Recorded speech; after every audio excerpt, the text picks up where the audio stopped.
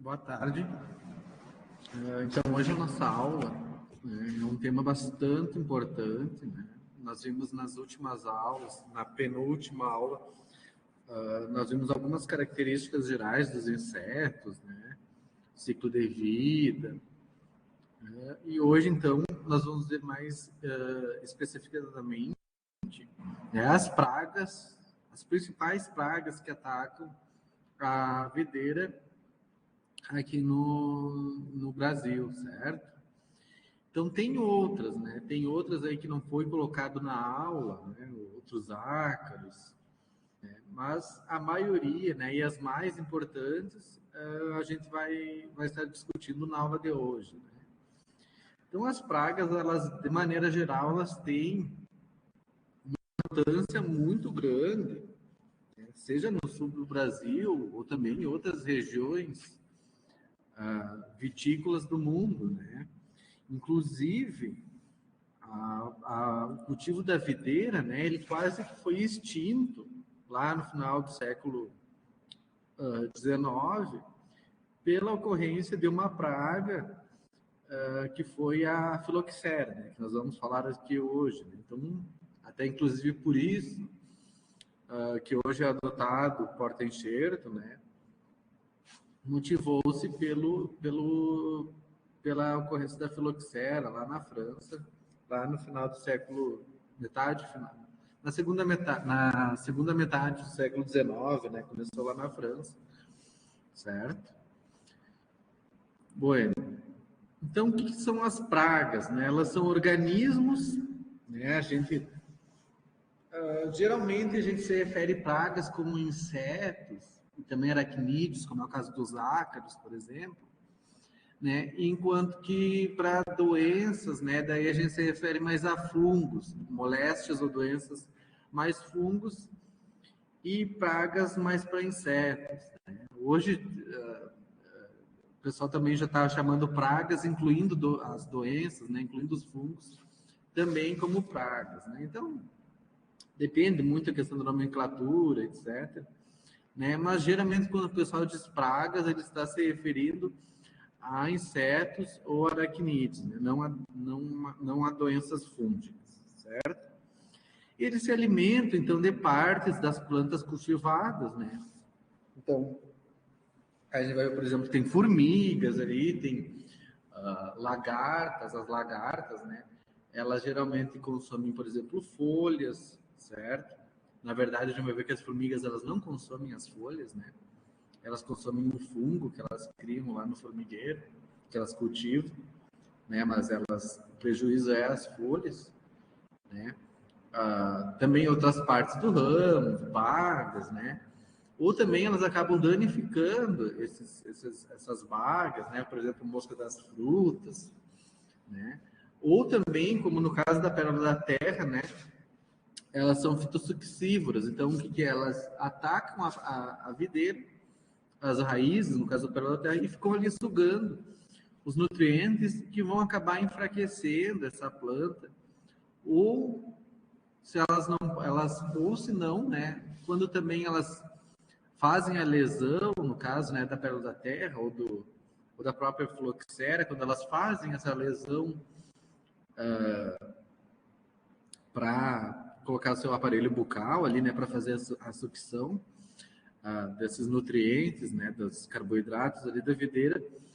Isso aí depois acaba ficando um ferimento, né, que é a porta de entrada, então, para a ocorrência de fungos de solo, né, como, por exemplo, a gente já estudou, né, tem o fusário, cilindrocarpo, falcremônio, certo? Que acabam por eliminar, matar a videira, certo? Então, causam danos ou injúrias que levam a perdas econômicas, né? Uma coisa muito que a gente sempre tem em mente, né? Que muitas vezes eu posso ter, por exemplo, uma praga no vinhedo, mas ela não tem uma densidade populacional que se justifica com que seja feito, por exemplo, a aplicação de um inseticida, certo? Então, daí ela não está causando um dano econômico ainda. Mas, a partir do momento, se eu não tiver inimigos naturais, se eu tiver condições climáticas que favorecem o aumento da densidade populacional dessas pragas, né, e que elas comecem a causar aí sim um dano econômico, né, através dessas partes injuriadas, aí sim, então, deve ser feita então uma intervenção, certo? Então, a primeira praga que vai ser falada hoje, né, talvez foi uma das mais, ainda a mais famosa em nível mundial, é a filoxera. Embora hoje em dia, como comentei, foi adotado os porta-enxertos, né, ela deixou de ser um problema tão grave assim, certo? Então, a filoxera, né, falando então um pouco da história da grande praga da filoxera, né, ela foi descrita na França lá em 1863, certo? E ela é causada por esse pulgão aqui, então, né, um afídeo, chamado, então, de vitifólio. Como é que ocorre? Então, né, a gente vai ver que ele, sobretudo para as vinhedeiras europeias, ele ocorre na forma radicular, na forma radícula. Ou seja, né, ela infecta as partes, ou as raízes da planta. Então, não tem como aplicar, né, fica difícil fazer o tratamento com inseticidas, né, que já existia, alguns inseticidas um pouco mais primitivos na época, ou fica difícil também fazer, por exemplo, retirar as partes que estão infectadas, certo? Então, o que acontecia? As vinhas, né, as videiras, o inseto começava a sugar, atacar as raízes dessas plantas, elas começavam a definhar e, por fim, acabavam morrendo, né, e causando, então, a morte de milhares de hectares na Europa, né? Sendo, então, não só na Europa, mas também tivemos aqui no Brasil, por exemplo, né? Então, originou que isso aí desencadeou a maior crise da viticultura que se teve até hoje, inclusive, né? Muitas pessoas, e não se tinha, então, tratamentos que fossem realmente eficazes, né?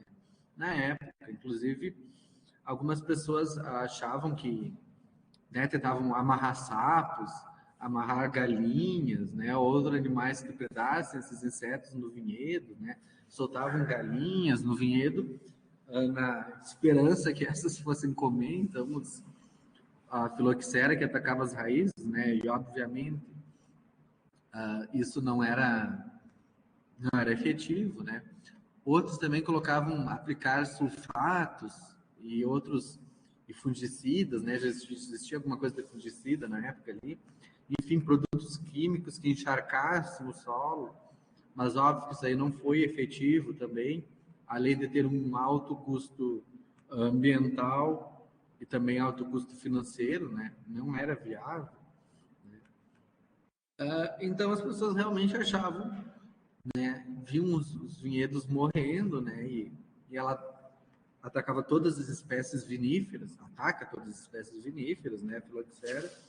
Então, eles realmente pensavam que ia acabar a produção de vinhos no mundo, né, que ia acabar a viticultura e, consequentemente, a produção de vinhos, né. Então, as pessoas ficavam até, como que algumas, né, tem até registros das pessoas que bebiam, né, tiveram pores, etc., né, quase surtos coletivos assim, né, porque iria acabar o vinho, né, e tem que se pensar que era uma época, né, que meio lá nas regiões de França, Espanha, Portugal, né, era uma bebida que tinha para consumo, né, bebida alcoólica, você veja nos países nórdicos que tinha, certo? Também, imagina, né? Não tinha geladeira na época, então eu acho que já era mais complicado beber cerveja, certo? A água, inclusive, não é tão constante, né? Então, poder ter problemas intestinais consumindo uma água, né? Então, o vinho, pelo teor alcoólico que ele tinha, né, já dava até uma certa esterilizada, né? Então, não tinha Coca-Cola também, né? Tem que levar todos esses fatores em consideração, né, da preocupação das pessoas que as pessoas tiveram, né? E além de danos econômicos, né, gigantescos. E uma das causas que foi, né, mas como é que antes não havia, né, esse inseto lá na Europa e depois ele surgiu de uma hora para outra, né? Então, o que se sabe é que ele teve origem no continente americano e que ele foi levado para lá através de material vegetativo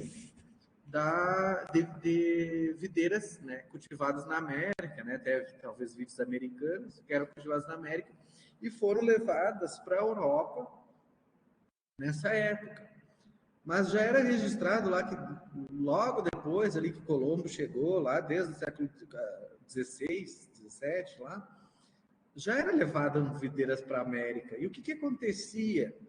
Por que foi só nessa época aqui, em 1863, que houve essa praga, né? Então, hoje em dia, pessoal, estudos mais recentes têm visto que antes dessa época, né, estava ali no período da segunda revolução industrial, antes disso os barcos eles eram a vela, certo? Então demorava em torno de ali 3 meses mais ou menos para sair, por exemplo, dos Estados Unidos ou até aqui do Brasil e chegar lá da Europa.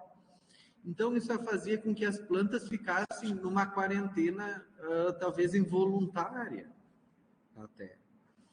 Já ali, né? Então, ali, em 1850, mais ou menos, já começou a surgir os navios a vapor. E isso encurtou muito a viagem entre a América e a Europa, fazendo com que não tivesse mais essa quarentena e o inseto sobrevivesse, certo? E causando, então, né, a destruição, sobrevivesse no material vegetativo, e causando a destruição, então, desses vinhedos lá na Europa, né? E qual que foi a solução encontrada? Foi a enxertia, né? Então, vocês devem ter visto lá na disciplina de variedades e propagação, né? Mas o primeiro requisito para se ter um porta-enxerto, aí, como nós temos o Paulsen, hoje que é muito utilizado aqui na região, o SO4, também bastante utilizado no Brasil, todos têm que serem resistentes à filoxera, certo? E também, né, porque que eles, então, todos eles têm origem americana, se a gente for ver lá os Vitis rupestres, Vitis riparia, Vitis berlandieri, todos eles têm origem americana, porque eles desde toda a evolução deles, eles evoluíram juntamente com a filoxera, né? Então, ela não ataca essas espécies, né? Até a gente vai ver que, na verdade, também, né, as videiras americanas, as lambruscas, elas são menos suscetíveis do que a vinífera europeia, né, do que a videira europeia, embora sejam suscetíveis, não são que nem os porta-enxertos, certo? Então, a solução foi a enxertia dos genótipos de origem americana, né, em genótipos de origem americana, certo? Onde, então, para a formação de uma muda de videira, nós temos aqui, então, o porta-enxerto de origem americana, que daí, então, é resistente à forma radícula. Enquanto que o enxerto, né, o enxerto, né, ou a variedade copa também, como é chamado, daí esse sim, né, daí ele não é, ele é a variedade que eu vou querer cultivar, no caso da Isabel, o Bordeaux, que eu vou querer fazer o vinho, etc. A Cabernet, etc. Certo? Então, para vocês verem, né, a dimensão dessa praga, né, é estimado, né, claro, da época não tinha dados tão confiáveis, talvez assim, né, mas se estima que aproximadamente 40% das videiras na França foram devastadas certo? Em 15 anos, né? Então, imagina de um país inteiro, 50% da produção da indústria vinícola da França foi reduzida, ou seja, foi reduzida pela metade, né? Então, foi um dano econômico sem precedentes até hoje na história da viticultura. Certo? E como uma curiosidade aqui, né? Não sei se você já sabe, né? Mas um dos poucos países que ficou isento da filoxera, ou seja, que o inseto não chegou, devido às condições de bastante frio, também não conseguiu se desenvolver, foi no Chile, certo? Ele então se manteve livre dessa praga, certo?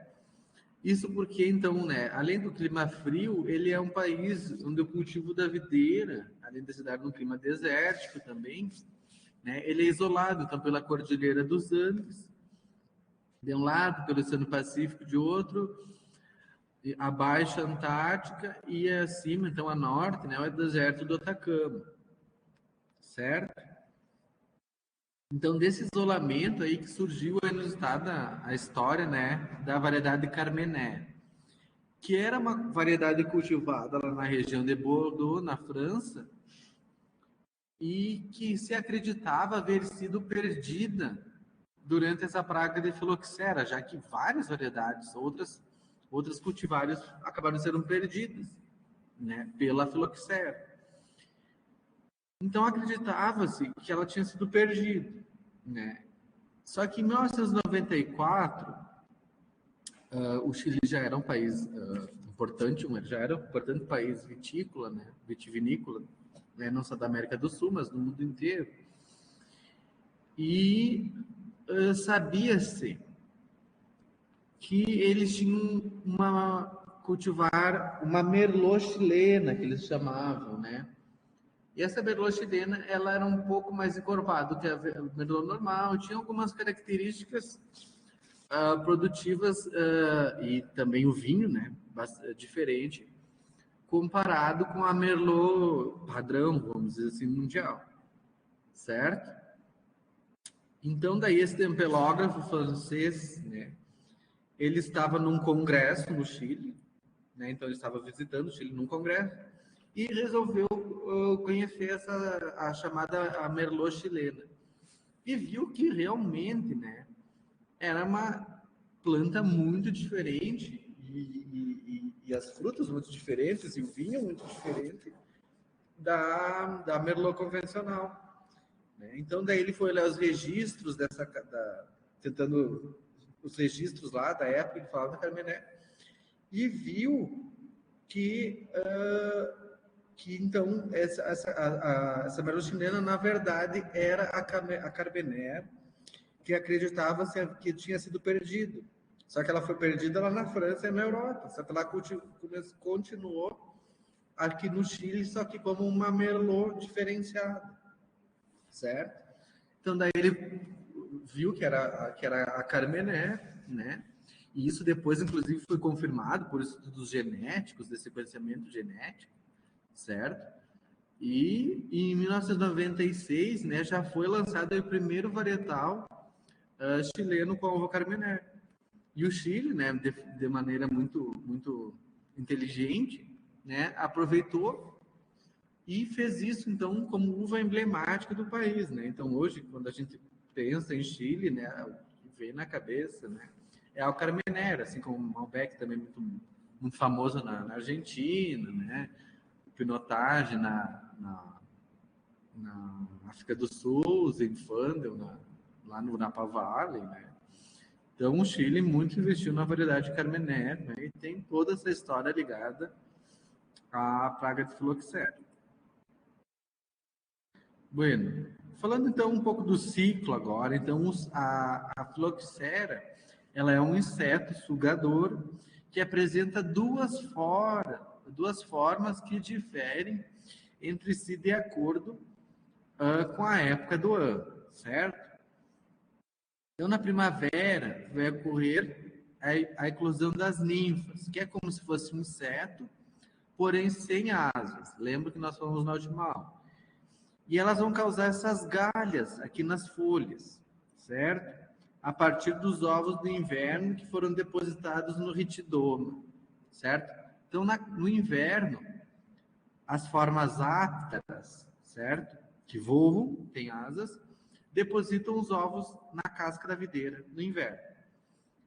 Na primavera, esses ovos eclodem e elas vão se mexer, né? Elas vão caminhar, as ninfas, nos ramos e vão ficar aqui causando a fórmula galícula, por causa que elas formam essas galhas, tá?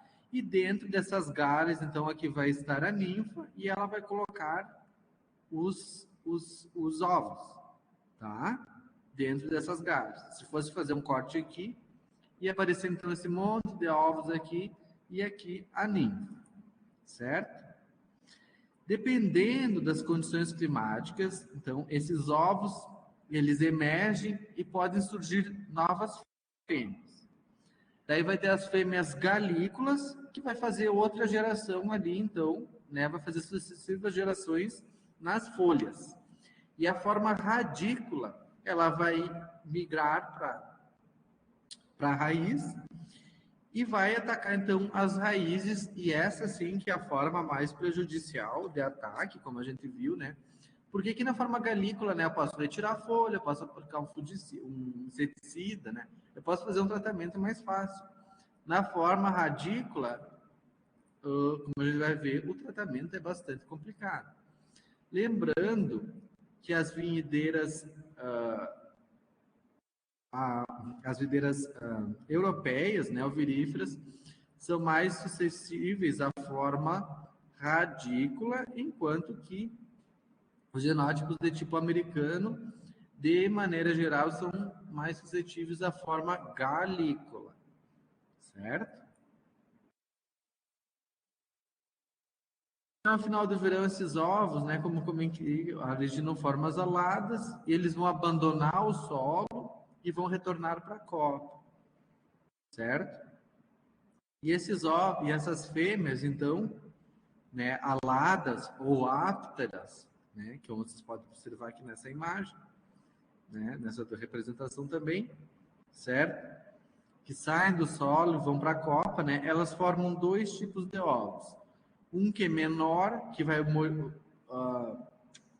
formar os machos alados ou ápteros, certo? Os machos, eles sempre são ápteros. E o maior, que vai originar as fêmeas ápteras, certo? Que elas vão acasalar, então, né? E vão reiniciar o ciclo, opositando os ovos de inverno no retidoma lá na casca da videira, tá? Eu tenho uma ilustração aqui para vocês poderem observar como é que, para melhor ilustrar, certo? Então aqui, ó, eu vou ter aqui na casca da videira o ovo de inverno. Esse ovo, ele vai formar a larva, né, a ninfa, né, ou seja, uma fêmea sem asas e que vai para a folha. Na folha, ela vai formar, então, as galhas, certo? E é nessas galhas, então, que ela vai depositar os ovos, certo? E ali ela vai fazer várias gerações ali depositando os ovos, né, numa reprodução assexuada, certo? Após isso, então, essa larva, né, a ninfa, ela vai voltar para a raiz, ela vai cair no solo, e aqui, então, ela vai atacar, né, aqui a forma galícula, e aqui ela vai atacar na forma radícula, né? Então, ela se fixa às raízes, né? Formando, então, umas tuberosidades, uns engrossamentos, né? E ali também, ela vai se reproduzir, vai formar ovos, e vai formar várias gerações também, né? Formando, então, a larva radícula. Depois, essa larva também ela pode abandonar o solo, dependendo de condições climáticas, de condições de umidade, etc., né? E vai formar a ninfa, então ela vai abandonar a terra, vai sair da terra, Então, se as condições climáticas, né, daí essa questão assim, ela tem vários fatores que influenciam, mas a maioria é questão climática. Se tiver se tiver condições climáticas favoráveis, ela cria asa. O que é favorável? É a temperatura adequada, né? E pouca umidade, que ela consiga sobreviver no ambiente. Então, ela vai formar então uma fêmea alada, certo? Então, essa fêmea alada vai formar dois tipos de ovos, certo? Machos e fêmeas, que por sua vez eles vão acasalar e formar, então, né, daí ovos fecundados, ovos sexuados, que vão ficar, então, depositados ali no retidoma, na casca da videira, então, fechando esse ciclo. Lembrando que todas essas formas, tanto a forma galícola, como a forma radícula, ocorre sobretudo a forma radícula, que é a mais prejudicial, enquanto que não ocorre a forma galícula. E já nos genótipos tipo porta-enxertos, né, vintes rupestres, ripária, ali, eles são mais resistentes, eles são resistentes aí sim, né, à forma que ataca as raízes, porém suscetíveis à forma que ataca as galhas, certo?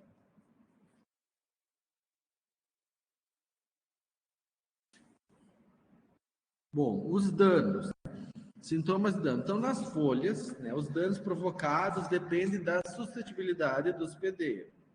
Como comentado, então, aqui os porta-enxertos, né, as cultivares de origem americana, são mais suscetíveis à forma que dá nas folhas, ou seja, a forma galícula. Elas são observadas nas folhas e nos porta-enxertos, sobretudo, os que são sensíveis a essa forma, embora as raízes sejam. Então, quando ela ataca, é muito comum ver filoxera, os danos em folhas de porta-enxertos, né? Ela inibe o desenvolvimento das brotações jovens, né? Essas galhas, então, elas acabam diminuindo a atividade de fotossíntese da planta, podendo paralisar o seu desenvolvimento, já que ela vai ficar ali, então, né, sugando, né? Ela vai ficar ali sugando os nutrientes da planta, retirando os nutrientes dessa planta, então causa inclusive esses amarelecimentos, clorose, né? Que depois essas folhas inclusive vão necrosando, né? E também infecções severas, elas não atacam só as folhas, né? Mas elas podem inclusive estarem atacando os ramos, né? E sarmentos mais herbáceos, mais jovens. E isso quando ocorre o ataque no viveiro,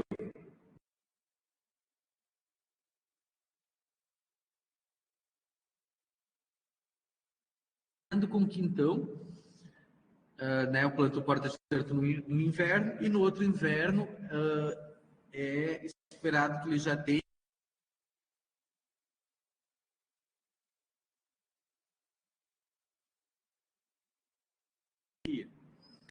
no próximo inverno. Quando tem um ataque de filoxera, esse porta-enxerto não vai ter esse diâmetro necessário, né, no inverno seguinte, fazendo com que então demore mais tempo, né, e já causando então também uma muda infectada, né, causando a disseminação desse inseto.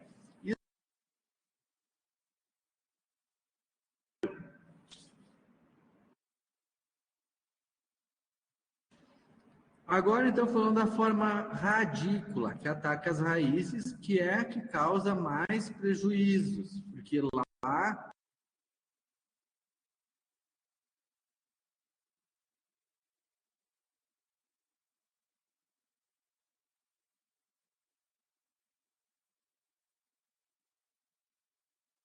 estamos nas raízes, né, tuberosidades, certo?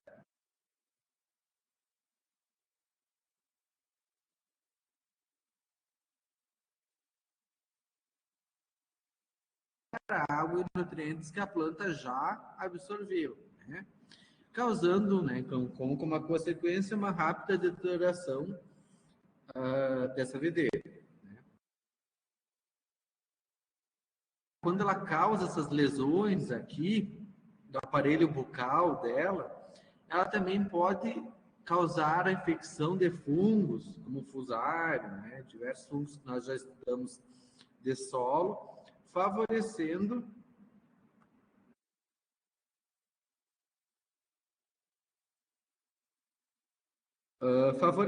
então, né, a entrada desses fungos, né?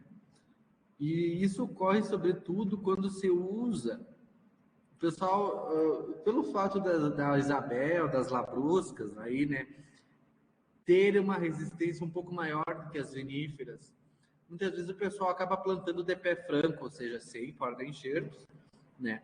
Acaba plantando ela diretamente. Então, por isso, e daí vai ocorrer o quê? Pode ter ataque de filoxera. Elas não são tão sensíveis como uma vinífera, mas elas não são tolerantes também. Existe redução da produtividade, né? E existe, sobretudo, né? Por mais que a filoxera não danifique essas americanas, mas elas vão causar injúria,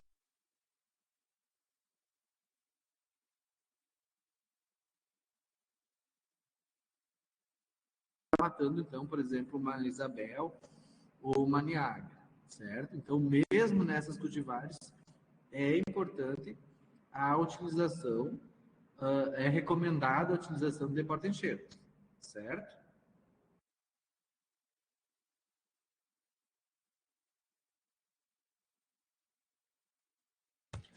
Bom, em relação ao controle, o que pode ser feito? Né? Primeiramente, é feito o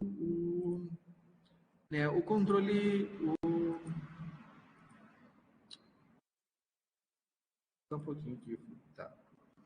Primeiramente, então, né, é o uso de porta-enxertos, que é o mais utilizado, né, o emprego de porta-enxertos. Já que controle químico, não existe nenhuma forma que possa dizer, né, que controle a forma radícula da filoxera.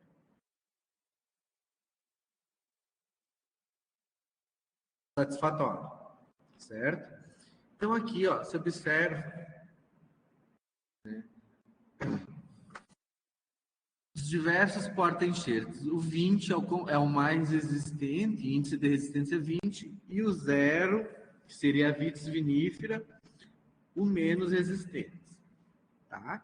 Então, os que têm acima de 16, eles já são considerados resistentes à forma de filoxera que ataca as raízes, certo? Então, aqui, ó, no topo, no pico, né, tem a vitis rotundifolia. Então, aquele porta-enxerto que é o 0,4343, certo? Ele também a gente vai ver depois na Pérola da Terra, ele também é resistente à Pérola da Terra, só que tem problemas, né? Até o pessoal, o Emílio de La Bruna, né, na visita que nós fomos lá no Suzinho, ele comentava, né, até eu fiz uma pergunta, né, da questão do vigor dessas plantas, etc. Porque ele proporciona plantas muito vigorosas, né? Ele resulta em plantas muito vigorosas, né? Quando utilizado como porta-enxerto. E plantas muito vigorosas não é interessante, porque daí eu acabo tendo uma elevada produtividade, né? Que não é interessante. Para a produção de vinho, sobretudo. Tá? Então, esse aqui é o mais resistente. Mas aí nós temos, então, aí, ó, os nossos, o Paulsen, né? O Paulsen, ele é um cruzamento entre vites berlandieri com vites rupestres, né? Então ele fica ali entre o 19, mais ou menos. Já o CO4 é um cruzamento entre vites ripária e vites berlandieri.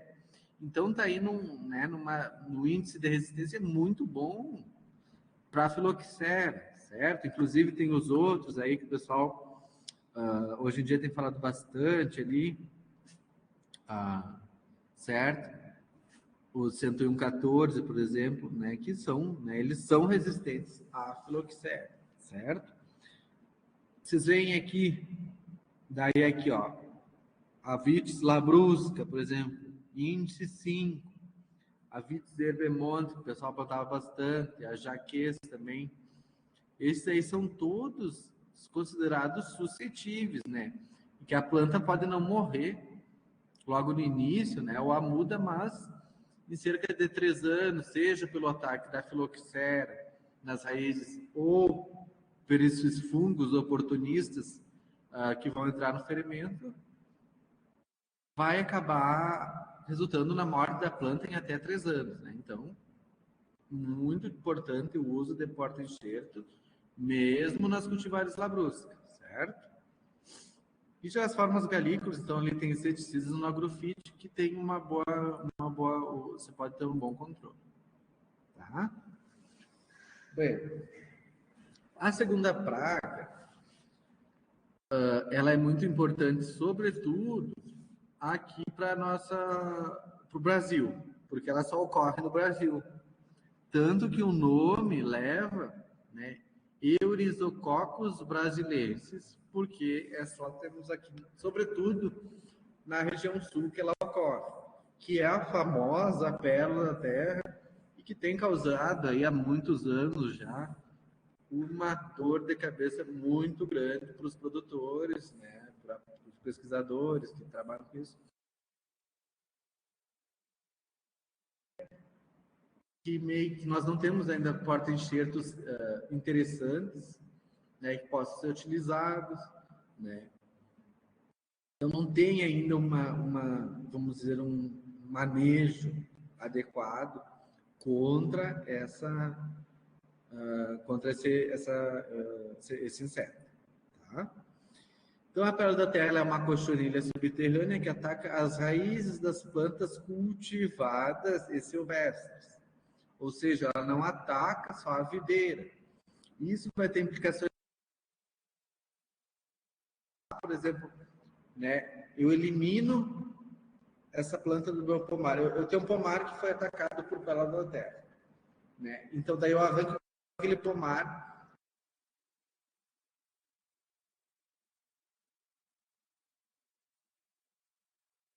hospedeiras da pérola da terra. Então eu vou continuar com esse problema aí, né? Uma das grandes dos grandes hospedeiros, né, que a pérola da terra agora adora, é a língua de vaca, que é Rumex sp, certo? Então isso é quase como uma isca para a pérola da terra, certo? Então deriva então da similaridade da inseto com pérolas verdadeiras produzido, né, com aquelas pérolas que o pessoal faz colar, né? Então, né, diferentemente das pérolas de colar são valiosas, essas aqui, né, embora são semelhantes, né, não são nem um pouco bem-vindas, né? Certo? Então, no estado de Santa Catarina, em Santa Catarina, né, já foram encontrados insetos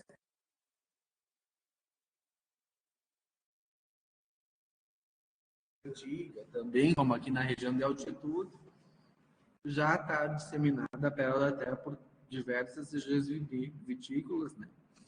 E meio que onde tem altas infestações desse inseto, não tem alternativas a não ser abandonar o vinhedo e fazer, então, algumas de manejo depois que a gente vai ver na sequência, certo? Não tem muito o que fazer.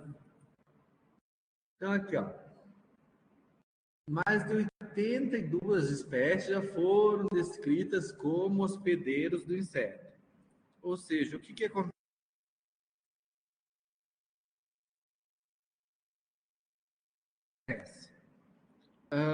Né? Não adianta eu eliminar a videira e deixar o hospedeiro dele ali, né?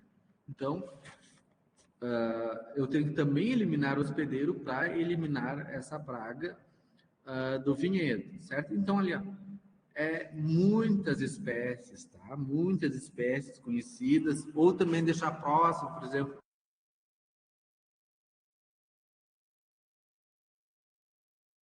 a amora, a ameixeira, né? Então, o que acontece, por exemplo? Eu elimino lá o meu vinhedo, mas eu tenho um pomar de ameixa, ou de pêssego, que também é suscetível, né? Que também é hospedeiro da Pérola da Terra, do lado do meu vinhedo, né? Então, daí não adianta muito, certo? Então, vocês vejam ali, ó, carqueja, cenoura, cereja, chicote, né? Coisas que tem na propriedade, certo? Figueira, tá? O pessoal planta também muito ali, goiaba. Olha aqui, ó, a nossa tão famosa aqui, goiabeira serrana, hospeda a Pérola da Terra, certo? Então, espécies nativas também são hospedeiros da Pérola da Terra, né? Fazendo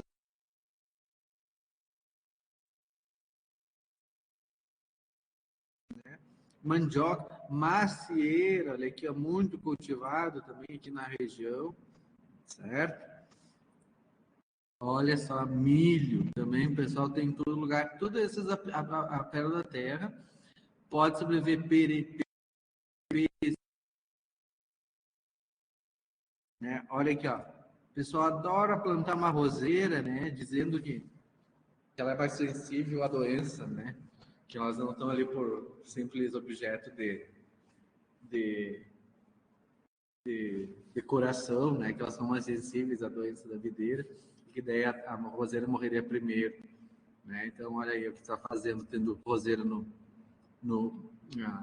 ponta da fileira. Está hospedando a pérola da terra, né? Então, tá piorando a situação, certo? Então, até soja, pessoal. Então, é muitas espécies, né, que ela ataca, certo? Em relação ao ciclo de vida dessa espécie, assim, a pessoa, como ela só tem aqui no Brasil, então meio que é só que a Embrapa, que lá, sobretudo o Dr. Marcos Botto, né, e o Rickel, que estudam, né, que são entomologistas da Embrapa, né, que estudam essa praga, né? Não tem um estudo a nível internacional, por exemplo, como foi no caso da filoxera, né? Então, faz com que muitas partes do ciclo dela ainda não sejam completamente elucidadas, e é um ciclo muito complexo também, certo? Então, assim, ó, no campo, o que vocês vão achar, né? O que é a pérola da terra, né? Ela tem esses cistos brancos, né? E esses cistos, eles eclodem e dentro deles, então, tem diversos ovos, tá? Esses ovos, então, né? Eles vão se transformar em ninfas, certo? Depois elas ficam amareladas e depois acabam formando essas fêmeas móveis, né? De pérola da terra, tá? Não é todos esses estágios, né? Que são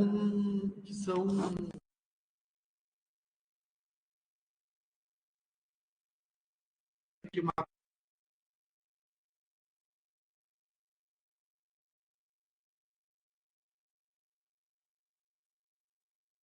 como pesquisador da Embrapa,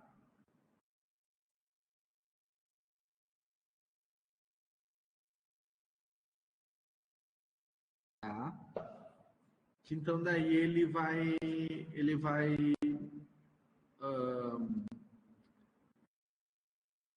vai mostrar então, né, os diferentes ciclos da pérola da Terra, tá? Só vou compartilhar a minha tela aqui, só um momento.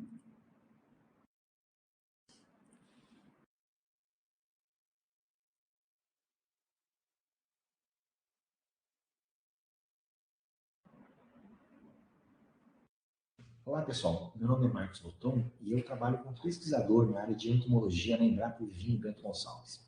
E hoje nós vamos conversar sobre um dos insetos mais importantes que ocorrem na cultura da videira, que é a pérola da terra. Quando nós falamos desse nome de pérola da terra, é muito fácil quando vocês verificam essa imagem que vocês estão observando agora. O que é a tal da pérola da terra? Ela nada mais é do que uma cochonilha, que é um inseto de solo, que tem um formato de pérola, por isso que é o nome dela. Outras pessoas chamam ela de carrapato da raiz da videira. Então, ela tem esse formato esférico e amarelado que é facilmente reconhecível quando você encontra ela em testando um vinhedo. Bom, muitas pessoas me perguntam assim, Marcos, tá, de onde que veio essa pérola da terra? Né? Qual é que é a origem dela? Eu vou mostrar para vocês agora o nome, né, desse inseto. O nome dela é Eulisococcus brasiliensis. Eu acredito que com esse nome, Eulisococcus brasiliensis, todos já podem, né, imaginar de onde esse inseto surgiu. Esse inseto surgiu, né, foi identificado pela primeira vez num município chamado Silveira Martins, que fica próximo de Santa Maria, aqui no estado do Rio Grande do Sul, lá em 1922. Então, em 1922, foi a primeira vez que o pessoal encontrou essa cochonilha associada às raízes das plantas da videira. Então, é uma praga gaúcha, é um inseto gaúcho. Né? O Rio Grande do Sul tem muitas façanhas e uma delas também tem descoberto essa cochonilha que é tão prejudicial à cultura da videira nos dias atuais. Muitas pessoas me perguntam também assim, Marcos, a pérola da terra, ela só ocorre no Brasil? Bom, a espécie Eulisococcus brasileira, ela é brasileira? Sim, ela foi identificada praticamente somente no Brasil. Existem alguns relatos iniciais aqui na fronteira com o Uruguai, mas ainda são informações bem incipientes. No entanto, nós temos umas outras espécies, né, de pérolas da terra que ocorrem em diferentes países. Essa imagem, eu mostrei com um amigo meu da África do Sul, que é o Dr. de Klerk, ele mostra duas espécies de pérola da terra que ocorrem nos vinhedos da África do Sul. E vocês podem observar na imagem que tem um palito de fósforo e vocês conseguem ter uma ideia da dimensão do tamanho delas com base na cabeça do palito de fósforo. Então, vocês podem ver que existem umas primas dela que também ocorrem em vinhedos de outros países. Mas a espécie Eulisococcus brasiliensis que nós vamos conversar hoje com vocês aqui é uma espécie basicamente brasileira. Por isso que as informações que a gente gera de pesquisa vão ser adequadas para a nossa realidade. Bom, a primeira pergunta, na sequência, quando a gente começa a conhecer esse inseto, a pessoa pergunta, e como é que ela se alimenta da planta de videira? Como é que ela consegue?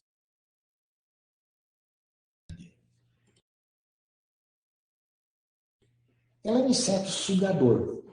Então,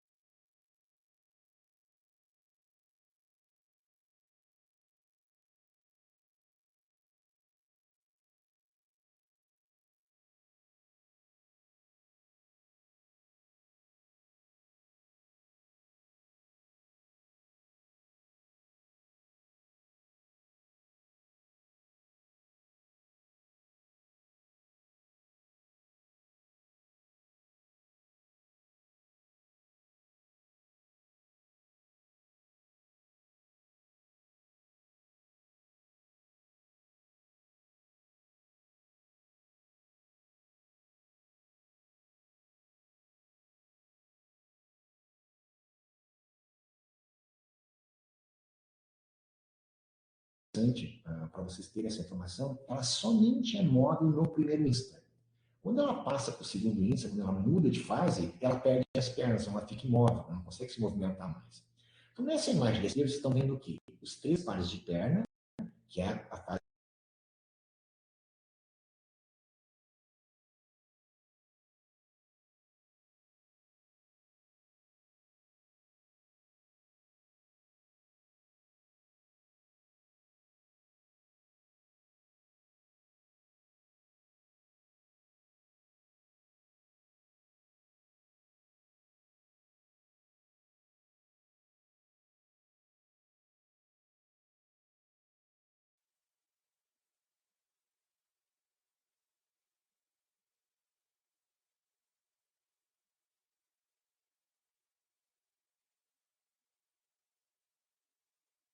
Né?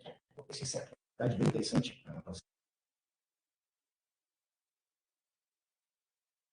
Pessoal, eu tive um problema de conexão aqui no campus, que a internet é bem precária. E eu não sei até que parte que foi o vídeo aqui, mas eu vou continuar dessa daqui. Qualquer coisa, vocês podem colocar aquele Pérola da Terra em Brapa e vocês podem assistir esse vídeo, tá? Vocês não precisam assistir todo, só até a parte que eu colocar aqui, tá? Porque daí o resto dos assuntos a gente vai acabar falando em sala de aula. vocês terem essa informação, ela somente, quando ela passa o seguinte,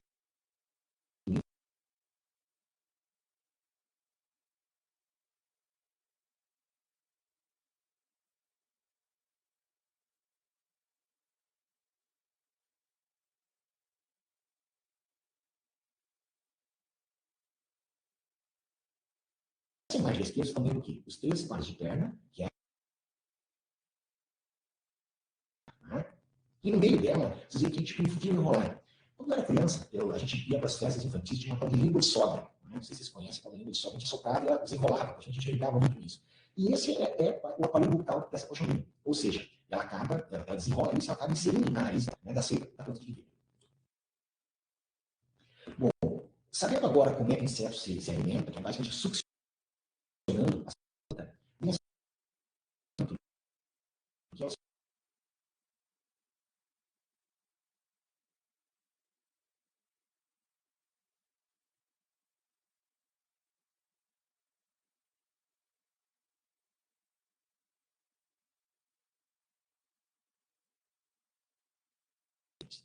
bom, aí é um assunto que eu vou procurar ser claro com vocês, porque o ciclo biológico da Terra, nós demoramos muito tempo para entender. Ele é relativamente complexo, esse ciclo dela.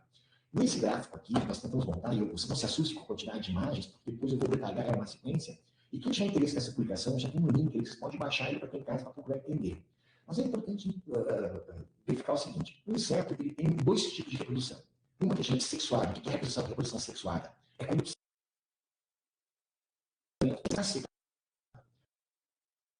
a reprodução assexuada significa que uma fêmea, sem precisar, né, casar com macho, acaba tirando descendentes. Então, no caso da pele da Terra, né, a maior parte da população da reprodução do inseto ela ocorre de forma assexuada. Ou seja, são as fêmeas da origem a fêmeas. Não precisam de macho. Aliás, é outra curiosidade. Né? O macho, que você só vive 2 dias, isso serve para uma coisa.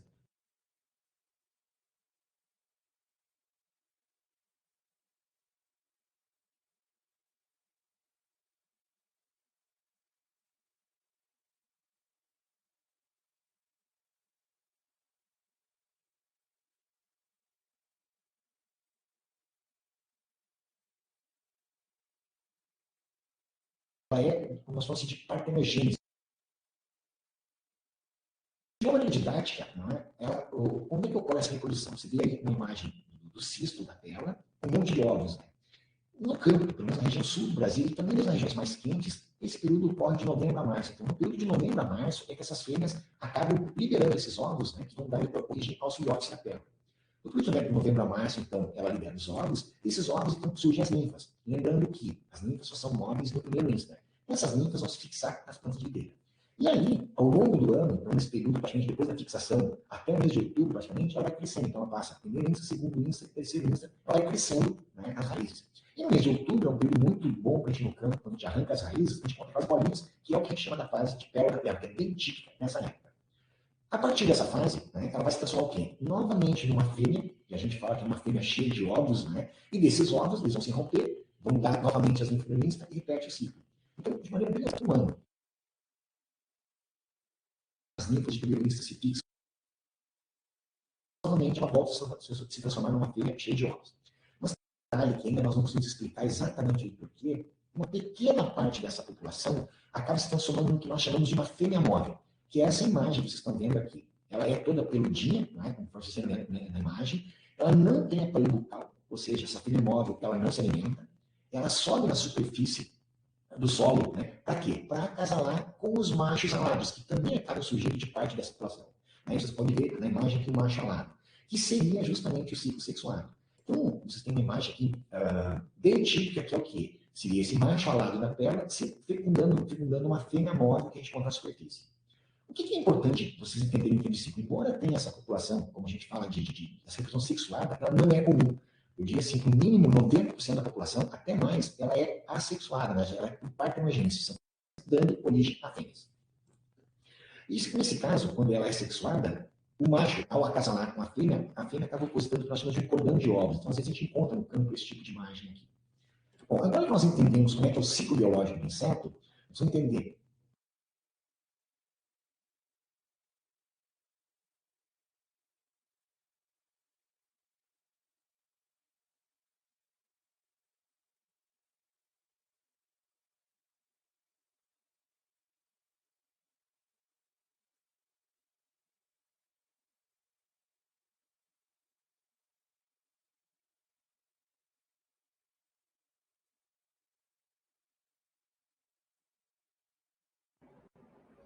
Bom, eu não sei se deu para vocês verem o vídeo ali. Eu vi que tinha perdido a conexão de novo aqui. Então, mas vocês assistam esse vídeo na Embrapa, vocês não precisam assistir todo, tá? Assistam só até os 8 minutos e 40, tá? Do início até os 9 minutos, que é onde fala do ciclo dela, tá? Já vai, daí já, que é o que eu queria mostrar para vocês, tá? Então, como é que ocorre a dispersão desse inseto, né? Um grande aliado, né? Ocorre uma interação mutualística, né? Entre a pérola terra e as formigas doceiras, né? Que estão associadas à pérola terra, certo? Então, como é que ocorre isso, né? Olha só, essa imagem, né, ela diz, né, olha só, as formigas elas acabam transportando as ninfas, né, então aqui, esses estágios, a pérola da terra, né, entre uma planta e outra, certo? Então ela também, além disso, ela também protege o ataque da cochonilha, né, da pérola da terra, também de inimigos naturais, facilitando o seu desenvolvimento do solo. E em troca, né, então a pérola da terra ela fornece então aí compostos que decorrem.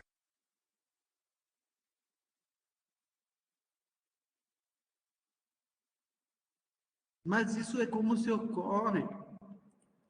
ocorre a disseminação entre uma planta e outra. Agora, por exemplo, né, se ela já está no vinhedo. Agora, por exemplo, como é que ocorre a disseminação, né, em longas distâncias, ou seja, de um vinhedo para o outro, por exemplo, né, é através, né, de mudas enraizadas e infestadas, certo? Então, por isso que o pessoal, né, geralmente quando vai comprar mudas de videira, compra mudas de raiz nua, porque daí então eu já consigo visualizar, né, já consigo fazer uma inspeção, verificando se há ou não essa doença, certo? E também, né, porque a muda de raiz nua, aqui é uma muda de torrão, certo? Né, que tem o substrato e o saquinho ali. A muda de raiz nua é, como já diz o nome, então é só as raízes ali e eu posso então já conferir, ver se tem ou não a pérola da terra. Né? E o transporte, né, e o uso de um implemento, por exemplo, eu prestei, né, um escarificador, um arado, algo para o vizinho e não,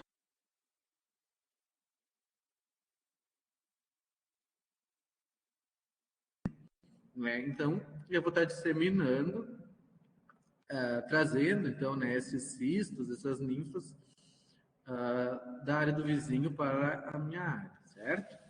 Então, os sintomas, né? As folhas, elas começam um amarelecimento entre as nervuras, né? Então, né, a parte da nervura, ela ainda fica um pouco mais verde, que ela está ali recebendo os compostos, né? E é muito similar lá quando vocês fizerem ciclo de fertilidade à deficiência de magnésio, certo? E com o passar do tempo, então, as folhas elas vão ficando encarquilhadas, né? Elas vão ficando retorcidas, vão ficando secas, né? Não consegue chegar nutrientes nessa folha por causa que a pérola da terra está consumindo, né, esses nutrientes, né? Deixando então ela de forma encarquilhada, como se fosse quase como essas queimaduras nas bordas, certo? E também a sucção da seiva provoca o definhamento progressivo da videira, certo? Então começa aquele declínio, muito semelhante até como que a gente já viu para aquelas doenças de solo, né? Porque nada mais é que esse murchamento, essa clorose, esse amarelecimento das falta para a parte aérea, né? Então, entra em declínio e morre. Além disso, a pérola da terra, ela então também ela quer matar o hospedeiro. Para evitar a sua ocorrência, como é que é feito, né? A gente, como o Dr. Marcos Bota falou da Embrapa, né? É nesse período que está lá os cistos nas raízes, né? Então, eu arranco raízes de uma planta hospedeira, como, por exemplo, a língua de vaca, certo? Ou se tem cistos nas raízes, certo? Né? Então, hoje o pessoal da Embrapa, né, lá está pesquisando muito, não só da Embrapa, o pessoal da EPAG aqui também, da UDESC, estão fazendo um trabalho muito grande em cima do declínio e morte da videira. Nós já falamos isso, né, sobre o declínio da videira, que pode ser um conjunto, né, de diversos fatores. Então, daqueles fungos de Fumópsis, de Falmoniella, de Falcremônio, de cilindrocarpo, né, que eu tenho, que eles atacam o vinhedo, né? Então, começa a ter aqueles sintomas que eu já comentei, de murchamento, de amarelecimento, certo?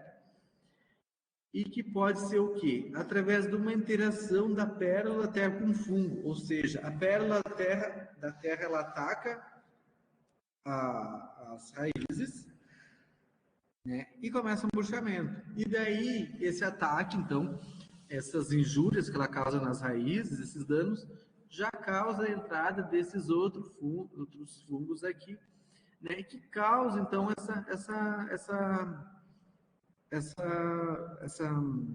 essa paisagem, né? Essa imagem de vinhedos que a gente já viu lá na Serra, por exemplo, né? Que a gente vê em diversos locais. Vinhedos que já morreram, vinhedos que estão morrendo, né? Então, partes dos vinhedos que já morreram, que estão morrendo e que vão morrer, certo?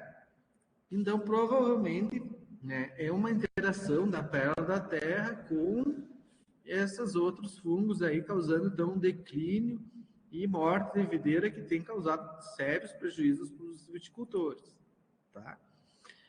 Como é que se dá o controle? Né? O controle é evitar a entrada da praga, né? E a sua disseminação na área. Como? Com mudas sem a presença do inseto, né? E também com a lavagem, né, de equipamentos, né? Fazer a asepsia desses implementos, né? Certo? Então, é evitar a entrada de pragas e disseminação na área. Depois que ela já está lá, é um manejo um pouco mais complicado. Tá?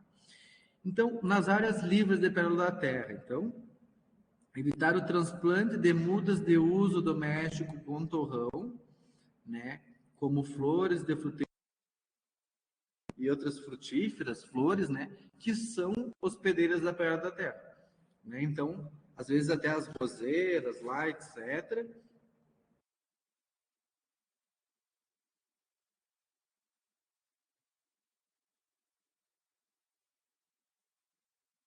As roseiras, etc., elas vão acabar prejudicando o desenvolvimento dessas plantas. Caiu a internet de novo aqui, me desculpa. Tá? Então, utilizar equipamentos agrícolas provenientes de locais onde o inseto encontre-se presente, né? Então, não utilizar ou fazer a lavagem correta desses equipamentos, né? Lavar esse sistema radicular no momento da compra das raízes, da compra das mudas, né? Verificar as raízes, ver se tem a presença, né? Dar preferência para mudas de raiz nua, né? Comprar de viveiros que tenham uma procedência, né? Que sejam idôneos, certo? Viveiros registrados, né? Inspecionar esses lotes, então daí também que até já mostrei isso aqui, né? Verificar a presença dos cistos de pérola da terra, né? e também da filoxera, que foi outra praga que nós falamos hoje, certo? Nas áreas que já foram infestadas, bom, daí a gente vai ter que conviver, né?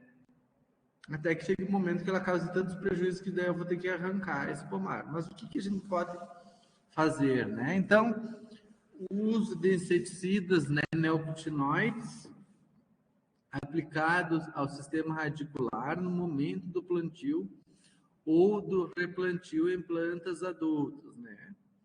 Então, daí que vocês têm ali esses dois, o Actário e o Premier, né? Que estão aí registrados para a Pérola da Terra. É. E se, por exemplo, se eu for fazer um replantio, que a gente sabe que não é muito indicado isso, se tem uma área infestada, né? Mas, né, se quiser fazer um maneiro, então, né, coloca ali na cova quando vai fazer o plantio, certo? Então, daí tem as dosagens também, né? Quando a planta for mais adulta, tem que ser maior a dosagem, certo? Utilização de adubos orgânicos, né, e manejo da cobertura verde da área, certo? Então, o que acontece? Né? A adubação orgânica, ali, a adubação com esterco, coisa assim, como deviário, ela faz com que então dê melhores condições para o desenvolvimento da videira e ela não fique tão suscetível ao ataque da pérola da terra, certo? Também a cobertura verde vai fazer o quê? Por exemplo, às vezes, né, se eu tenho uma área com pérola da terra e eu mantenho o solo limpo, sem nenhuma cobertura, o que vai acontecer? Toda a pérola da terra vai atacar só as raízes da videira, né? E do contrário, se eu tiver outras plantas ali, eu acabo diluindo esse ataque da pérola da terra, né? Fazer análise de solo, manter uma boa adubação, né, dessas plantas, certo? Então, realizar o preparo do solo, fazer a subsolagem, de modo a permitir que essas raízes depois, né, isso antes de eu fazer a implantação do vinhedo, depois não é recomendado fazer subsolar o vinhedo, tá? Porque daí eu vou acabar causando dano nas raízes do vinhedo, isso aí vai ser porta de entrada, então, para Falcremonella, né, todos aqueles fungos que a gente já comentou que estão no solo, certo? Aqui, então, nas áreas infestadas, o que se recomenda, né? Hoje tem esses dois porta-enxertos aí, né? Os que são híbridos de vitis rotundifolia com vitis vinífera, que é o 0,40, que é o 0,4343 e esse outro 3916, né? Só que, então, vocês vejam aqui, a percentagem média de plantas de videiras mortas ou com sintoma do declínio em função do porta-enxerto, né? E a aplicação de inseticida para o controle da pérola da terra, certo? Então, vocês vejam aqui, ó, os VR, que é tudo Vitis rotundifolia. Com o inseticida, eu tive 4 plantas, 4% ou 4 plantas de 100, que desenvolveram os sintomas ou morreram. Se eu não usei inseticida, aliás, foi em torno de 60 a 70%. Perdão, é o de baixo aqui, né? Não, me enganei. São esses aqui, né? Então, ali vocês observem que mesmo com o uso do inseticida, né? Que com o uso do inseticida eu tive uma baixa ocorrência, uma baixa incidência, né? Se eu não usei inseticida, se eu só usei os porta-enxertos que teoricamente seriam resistentes, né, eu tive incidência, né? Então, daí tem outros aqui também, né? Esses aqui, os do IAC, né? Mas que não é muito adaptado aqui para o nosso clima, certo? Então, mesmo com o emprego dos porta-enxertos, é necessário a utilização de inseticida para ter um controle efetivo, né? Também controlar invasoras, né? Sobretudo a língua de vaca, né? Que estão presentes da área. Utilizar culturas intercalares, né? Que inclusive são repelentes da pérola da terra e que não sejam hospedeiras, né, da pérola, né, e também, né, evitar a ocorrência das formigas doceiras, né, que vão estar prejudicando a ocorrência, né?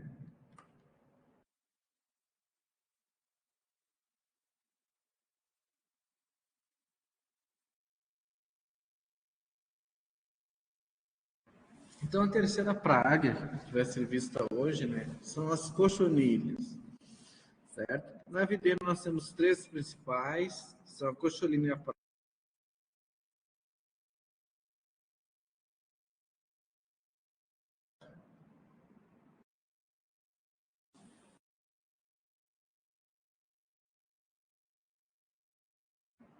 O que aconteceu que não está passando isso aqui agora? Tá? Então, a cochonilha parda, ela tem como uma característica essa carapaça aqui, certo? E uma coloração, como já diz o próprio nome,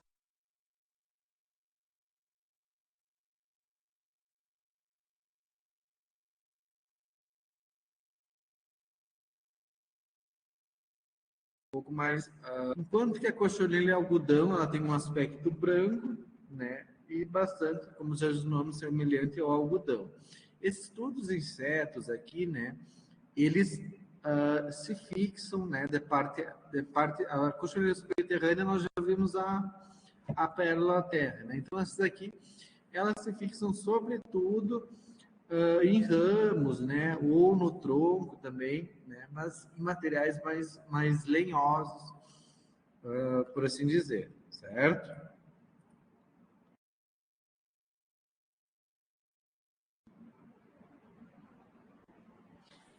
Então, né, eles são insetos fitosuccívoros, certo? Então,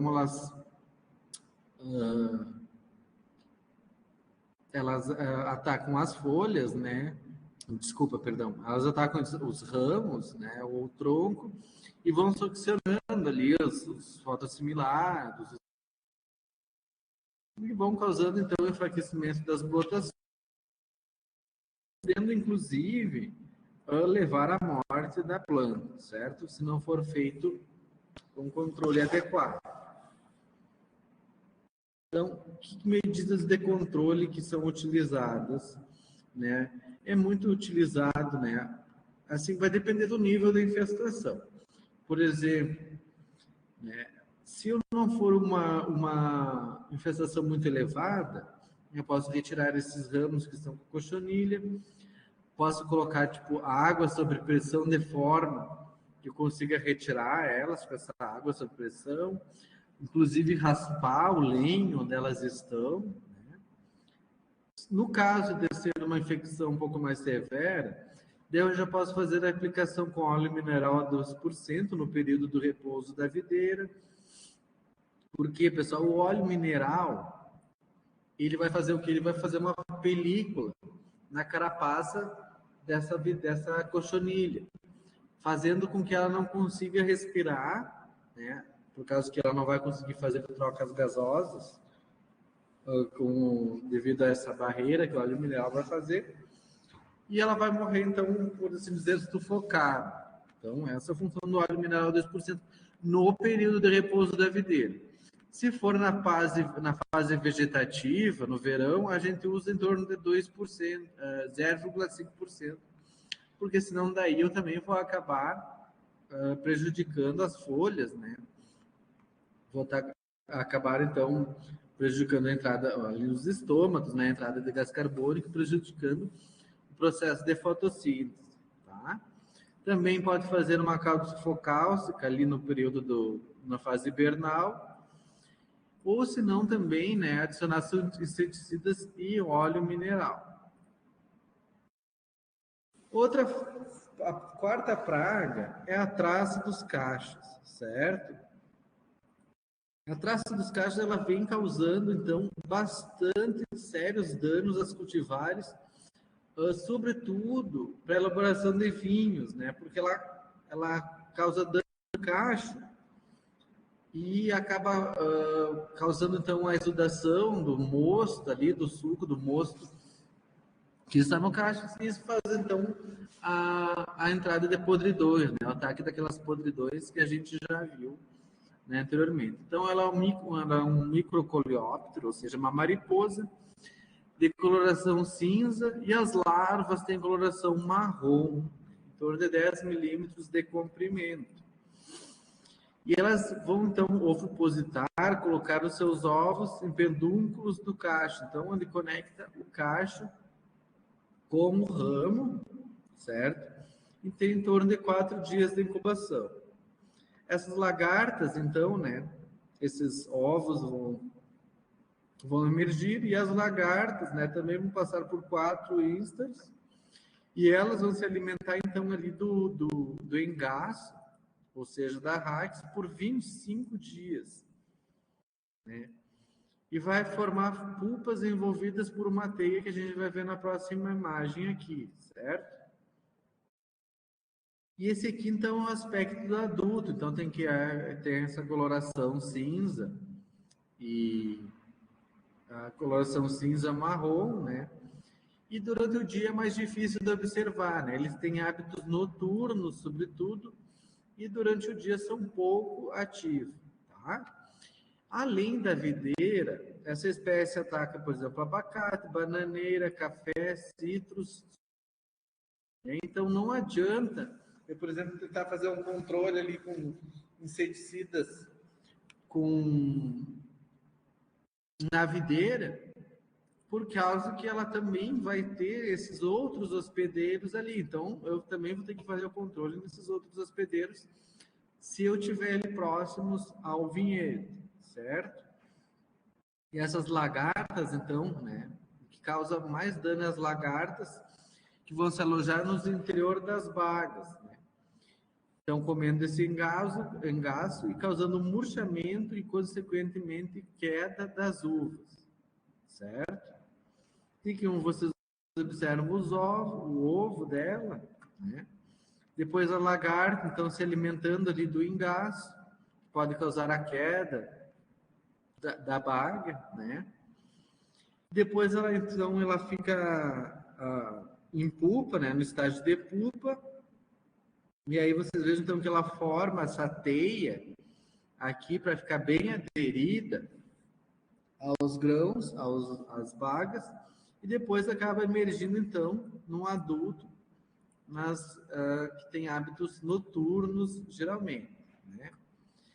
Quando o ataque, então, quando eu comentei, né? Quando o ataque ocorre próximo à colheita, né?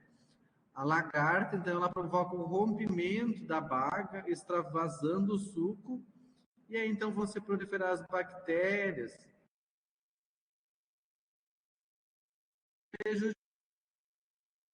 como a gente já viu nas outras aulas, né? Reduz a qualidade do vinho, deprecia os.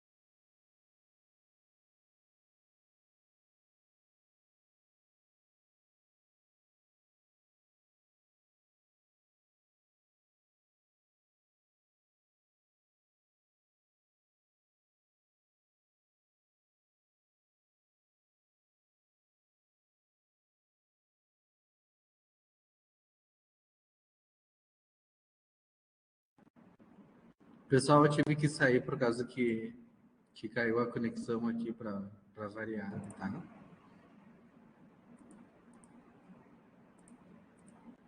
Então, esses são os sintomas que causam, né, a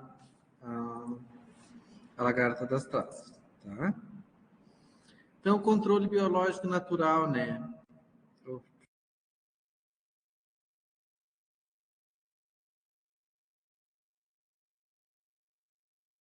A conexão não está colaborando muito. Tá? Então, aqui eu esqueci de... Tá? Mas eu queria falar um pouco aqui do controle biológico, né? Ele é eficaz em populações onde tem pequenas infestações, né? Então, daí o pessoal está estudando esses parasitas, né? Ventúria, certo? Brachymeria, né? Que vão parasitar, então, as larvas, né? Então, eles parasitam as larvas da traça dos cachos. Já na fase de pupa, já vai ter essa outra espécie aqui, esse outro inseto que parasita a pupa, e os ovos são parasitados por tricograma, tá?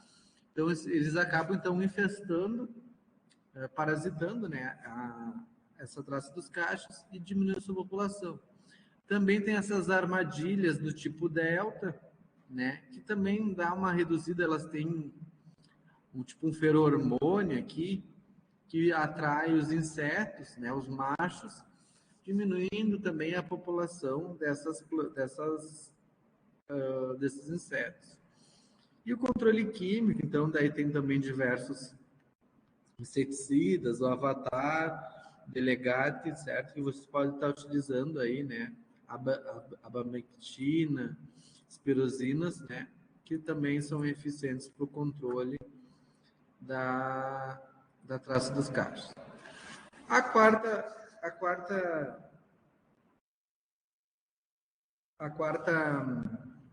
praga é a mosca das frutas, né? Essa daqui ela é bem conhecida, né? Ela está em diversas culturas. Ela é bem importante para maçã, para frutas de caroço, para todas as frutíferas de maneira geral, né? E também para as nativas, tá? Então, ocorre principalmente em uvas de mesa do tipo europeia, né? Que causam a descoloração nas bagas, sendo ataque maior nas cultivares que são mais tardias. O que o dano consiste na queda prematura desses frutos, né? Então, depreciando comercialmente esses cachos, né? Sobretudo quando forem consumo in natura, certo? Nas uvas brancas, a gente pode ver a lagarta dela, né? A larva, formando galerias para a alimentação das larvas, certo?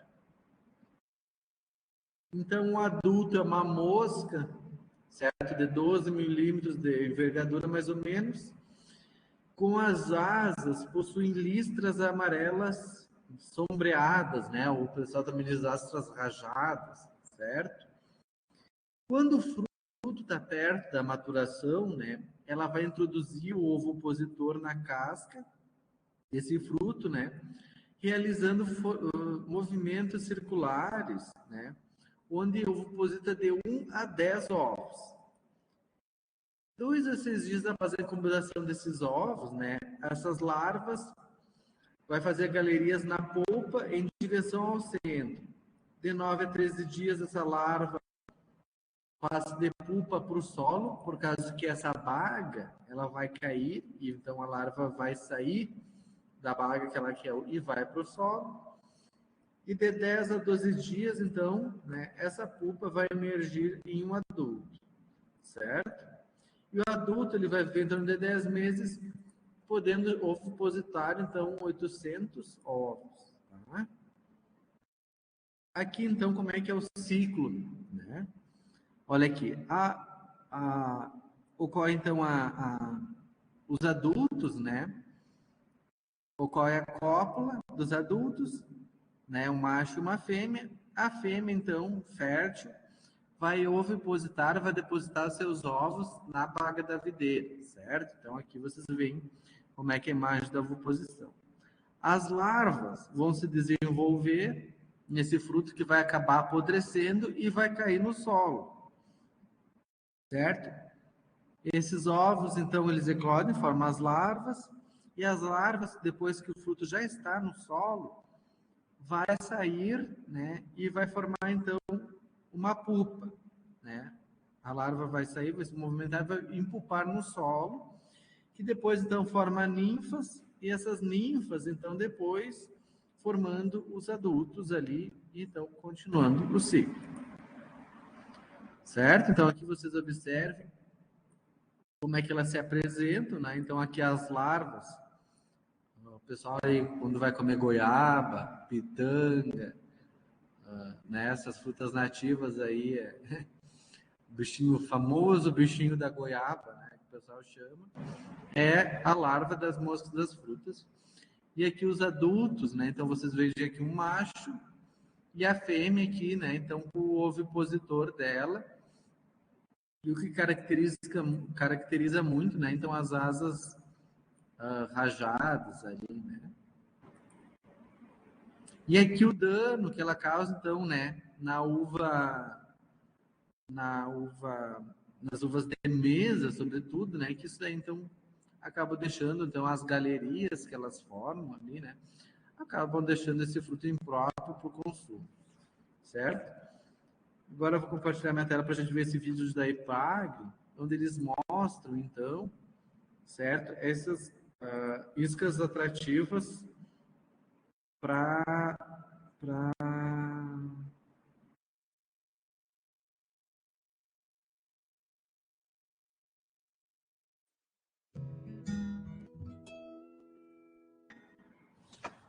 Falamos agora de um inseto que incomoda muito quem trabalha com fruticultura. É a mosca da fruta.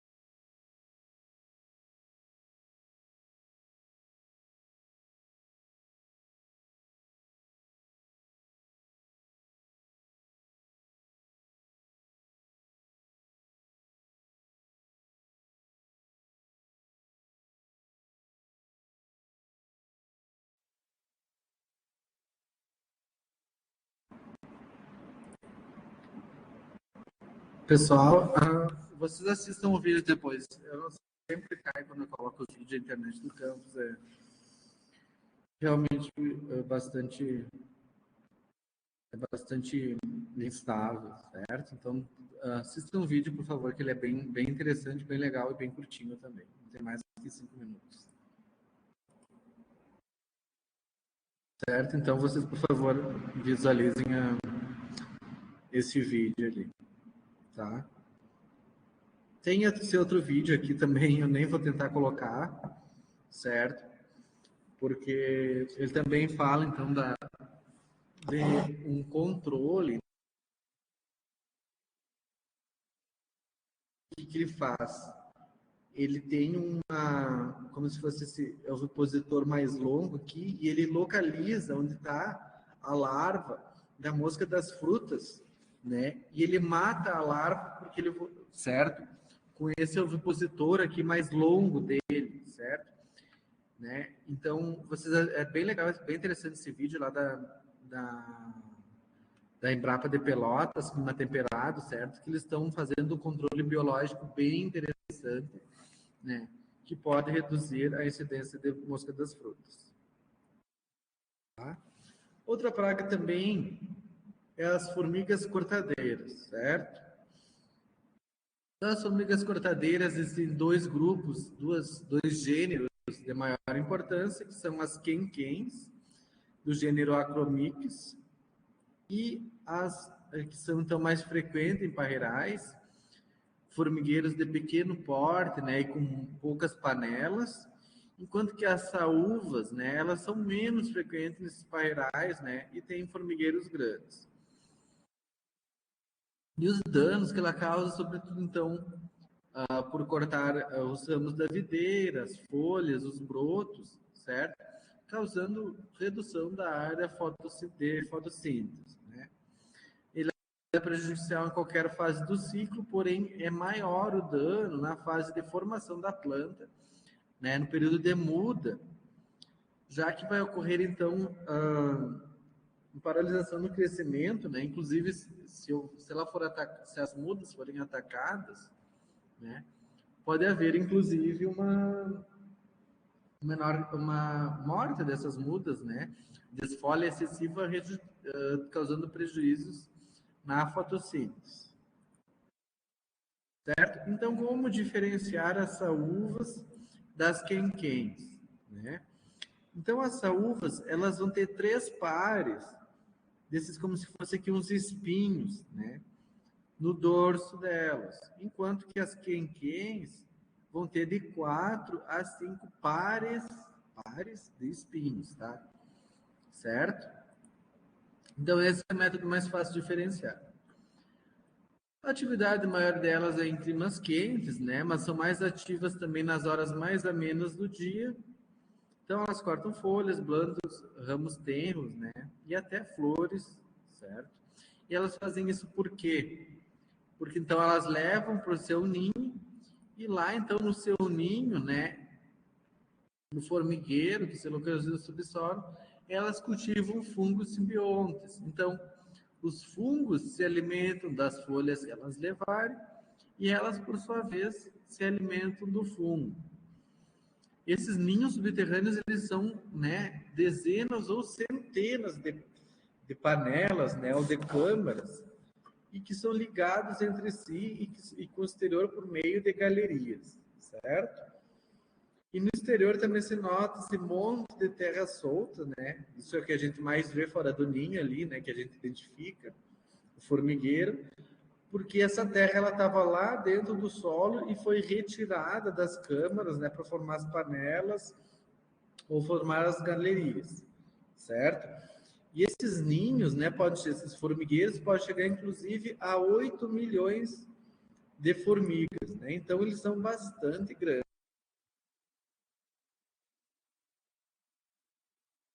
Então, tem esse vídeo aqui que vocês podem olhar também aqui, certo? Que fala, então,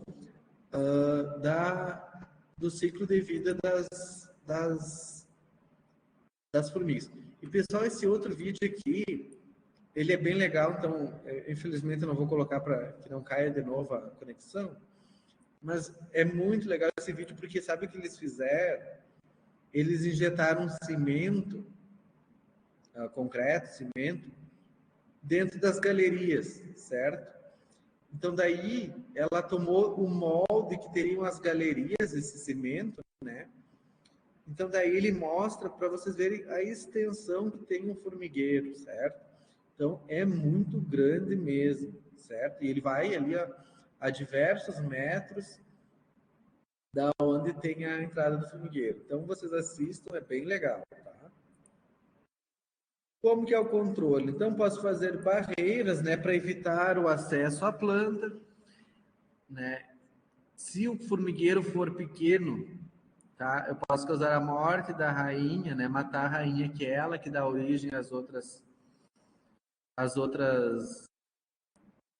ela que é a mãe de todas as formigas, vamos dizer assim, certo? Fazer o controle cultural, né? Até 4 meses após a revoada, então, fazer gradagem, eração, de forma a expor essa rainha, né? Expor esse formigueiro antes da implantação do vinhedo, sempre, né? Também tem controle químico, né? Então, utilizar os chamados formicidas, que a gente coloca no carreiro da formiga, esses formicidas, e elas levam, esse formicida, então, elas levam, geralmente tem granulados, tem diversas composições, levam para dentro, então, do formigueiro, e acabam matando o fungo, e, consequentemente, né, as formigas também morrem, certo? As vespas, né? Então, as vespas é as abelhas, né? Tem diversas espécies aqui. Tem a Apis mellifera, aí, muito conhecida. E não necessariamente, então, aqui as vespas, né? Ou marimbondos, né? Tem diversas cores, né? Tem os mais escuros, outros mais avermelhados, certo? Com as abelhas, né? Tem a abelha africana, a abelha europeia, né? A abelha africana, pessoal, elas geralmente são mais agressivas do que as europeias, certo? Que o pessoal acabou importando da África e elas acabaram, né, pouco a pouco disseminando as europeias por serem mais agressivas tanto com as outras como também com o ser humano. Né? Então, eles são insetos que são benéficos no ecossistema, né? Elas precisam, é importante para a polinização, seja da videira ou de outras soja, não só frutíferas, né? E elas vão atacar os cachos de uva somente quando houver escassez de alimento durante o verão, certo? Então, como é que ocorre isso? Primeiro vem atacar os marimbondos ou as vespas, que se sentem mandíbulas bem desenvolvidas e vão romper a baga e sugar o suco, né? Então, a partir disso, extravasa uma grande quantidade do mosto ali que está contido dentro da baga, e isso vai atrair as abelhas a substância açucarada, tá? Só que, então, daí, após essa substância então açucarada, vai acabar então atraindo as abelhas que vão afugentar as vespas, certo? E também vão se alimentar dessa substância açucarada. Porém, se tiver néctar ali proveniente de outras flores, seja de plantas nativas, da mata nativa, ou de outras flores que tiver ali, a abelha sempre vai preferir o néctar do que esses exudados adocicados que saem do cacho, né? Então, ela realmente socorre quando não tem uma mata nativa próximo aos pomares, certo? Controle, o que a gente pode fazer, né? Plantar trigo mourisco, que tem bastante floração, e uma floração com bastante néctar, ou girassol, porque eles florescem no mesmo período da maturação da videira, certo? Então, manter matas próximas também que têm floração, como o eucalipto, angico, canela, butiá, certo? Fazendo, então, com que esses atraiam as abelhas ou as vespas, né? E que elas não se sintam atraídas pelas bagas do pomar, certo? Também pode ter alimentação artificial, né? Comedouros para essas abelhas, né? E quando possível também, né? Claro, aí a gente tem que ver a questão da mão de obra, se isso é possível ou não, fazer o ensacamento de cachos das uvas próximos à colheita. Né? Então, aqui vocês veem uma imagem do trigo mourisco e do girassol, né? Que a gente pode plantar, então, tentando atrair essas abelhas de forma que elas não ataquem o vinhedo. Agora a gente vai sair, né? A gente vai sair dos insetos e vamos para o ácaro rajado.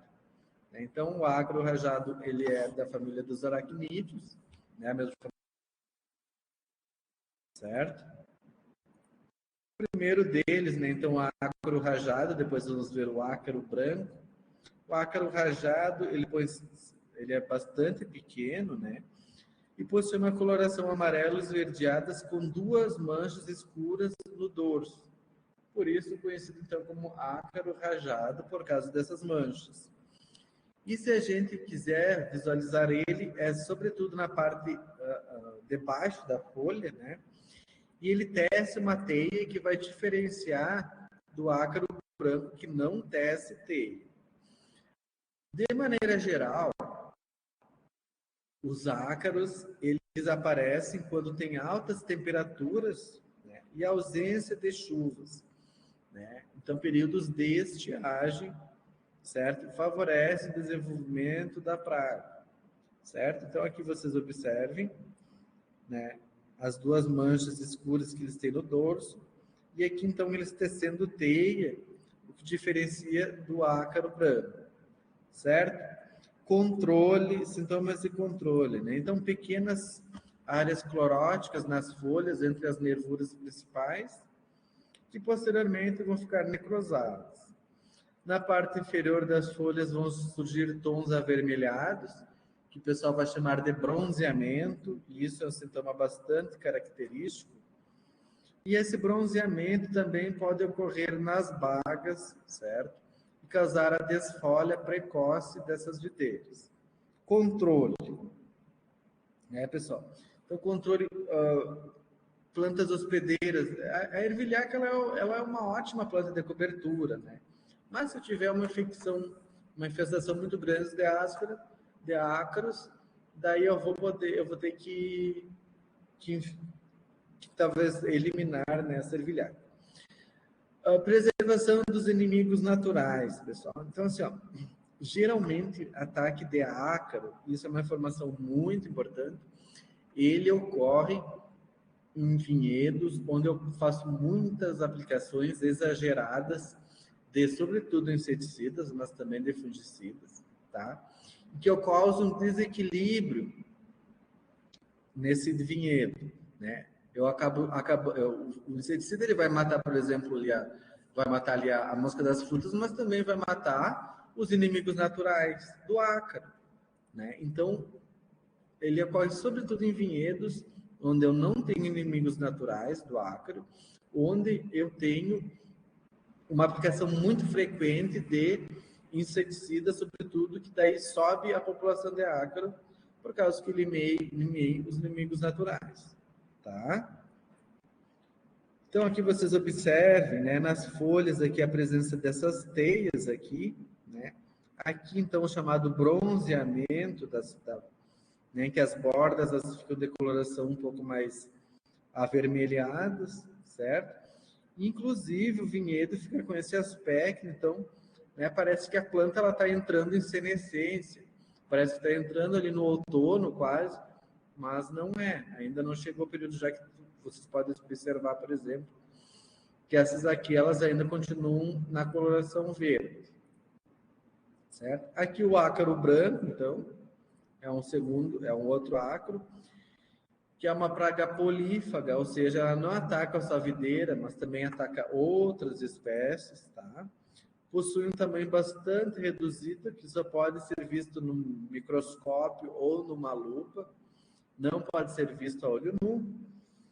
O macho ele tem o hábito de carregar a pupa da fêmea para o acasalamento, né? Então ele é bem esperto para aproveitar quando a fêmea emerge, né? Ele já está ali pronto para realizar o acasalamento, certo? Os ovos são depositados na face inferior da folha da mesma forma, né? E não tem presença de teias, diferentemente do ácaro, da espécie de ácaro que a gente viu anteriormente, né? Então ele tem essa coloração aqui mais branca, certo? E não é possível ver a olho nu, né? Somente no microscópio. Esse aqui ele causa então um encurtamento dos ramos da videira, né? Que é resultado da contínua da alimentação, né? A alimentação de como ele se alimenta na videira, né? As folhas novas. As folhas elas ficam mais coriáceas e quebradiças, podendo ocorrer a queda destas, né? E ele é sobretudo importante em plantas novas, em mudas, em porta-enxertos, né? Já que ele atrasa o seu crescimento, né? E a formação do parreiral. O controle, né? tem ali uma lista bem grande, que eu já coloquei ali no SIGA para vocês, com acaricidas que vocês podem estar utilizando nas formações frequentes. Certo? Então, vocês veem os danos que eles causam aqui. Vem que, por exemplo, né, ele não causa teias. Vem aqui também os entrenós bastante curtos, reduzidos, ramos de coloração reduzidas, e as folhas também de tamanho reduzido. Bom, então eu sei que hoje a aula estava meio longa, né? Mas aqui nós tínhamos bastante pragas para ver aí. E é um assunto muito importante para vocês. Certo? Muito obrigado e até a próxima aula.